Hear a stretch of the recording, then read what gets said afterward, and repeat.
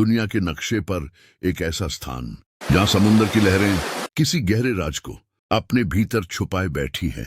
एक ऐसा द्वीप जहां समय जैसे थम गया हो।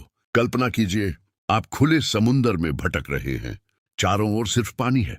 आसमान और समुद्र के बीच कोई फर्क नहीं बचा। और तभी अचानक आपका सामना एक ऐसी हस्ती से होता है जो न पूरी तरह इंसान है और न ही पूरी तरह जानवर।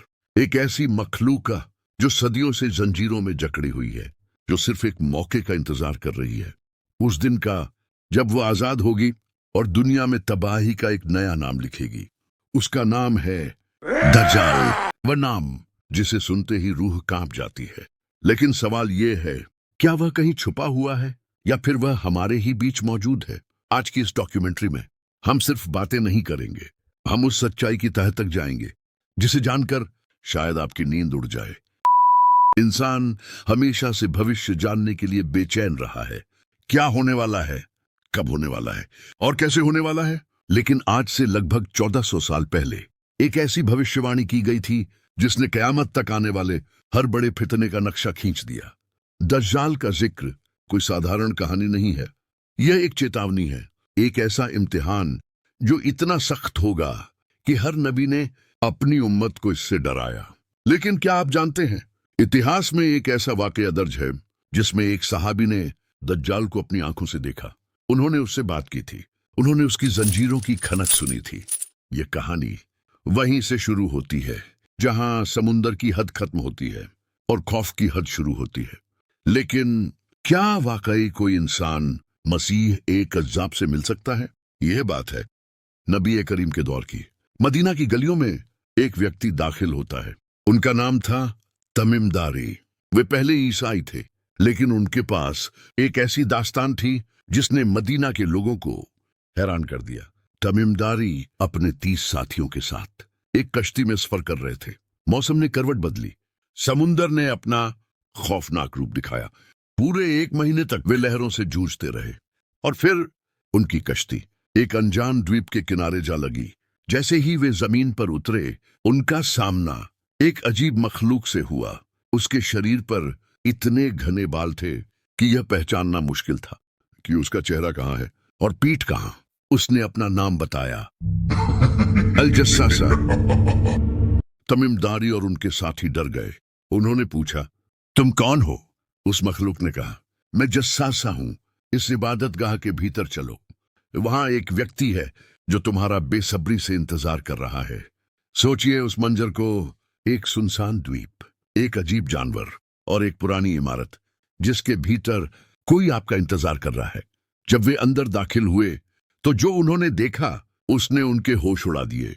वहां एक बेहद विशाल इंसान था, इतना बड़ा कि आज के जमाने में उसकी कल्पना भी मुश्किल है। लेकिन वह आजाद नहीं था।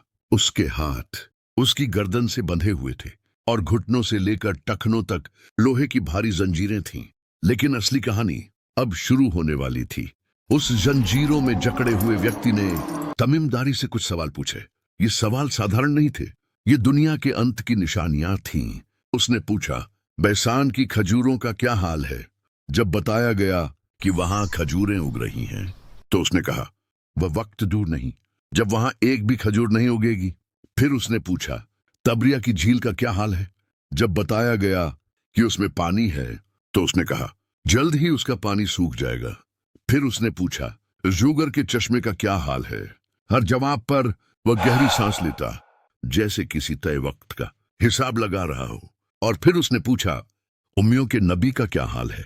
जब बताया गया कि नबी करीम मदीना हिजरत कर चुके हैं और उनका बोलबाला है, तो उसने एक ऐसी बात कही जिसे आज भी गंभीरता से सुनना चाहिए।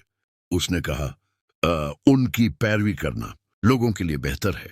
मैं ही मसीह हूं। अचानक उस कमरे की फिजा बदल गई। उसकी आवाज में एक अजीब गरज पैदा हुई। उसने कहा, मैं ही मसीह हूं और मुझे जल्द ही आजाद होने की इजाजत मिलने वाली है। उसने बताया कि जब वह बाहर निकलेगा तो जमीन का कोई कोना ऐसा नहीं बचेगा जहां वह 40 दिनों में न पहुंचे, सिवाय 2 शहरों के, मक्का और मदीना, क्योंकि वहां फरिश्ते तलवारें लिए पहरा दे रहे होंगे। जब तमीम दारी ये पूरा वाकया लेकर नबी करीम की खिदमत में पहुंचे तो आपने साहबा को इकट्ठा किया और वही बातें बताई जो तमीमदारी ने देखी थी। लेकिन यहाँ एक सवाल उठता है, अगर दज्जाल वहां मौजूद है तो आज के सैटेलाइट और ड्रोन उसे ढूंढ क्यों नहीं पाते? क्या वह किसी और आयाम में है या हमारी आंखों पर कोई पर्दा डाल दिया गया है? याद रखिए, दज्जाल सिर्फ एक इंसान नहीं है, वह एक पूरा सिस्टम है, एक फितना है। उसका सबसे बड़ा हथियार है भ्रम। वह सच को झूठ और झूठ को सच बनाकर पेश करेगा। दज्जाल का प्रकट होना अचानक नहीं होगा, उसके लिए दुनिया को तैयार किया जा रहा है। आज देखिए, तबरिया की झील का पानी लगातार कम हो रहा है। मध्य पूर्व की राजनीति बदल रही है। लोग दीन से दूर और भौतिकता के करीब हो रहे हैं।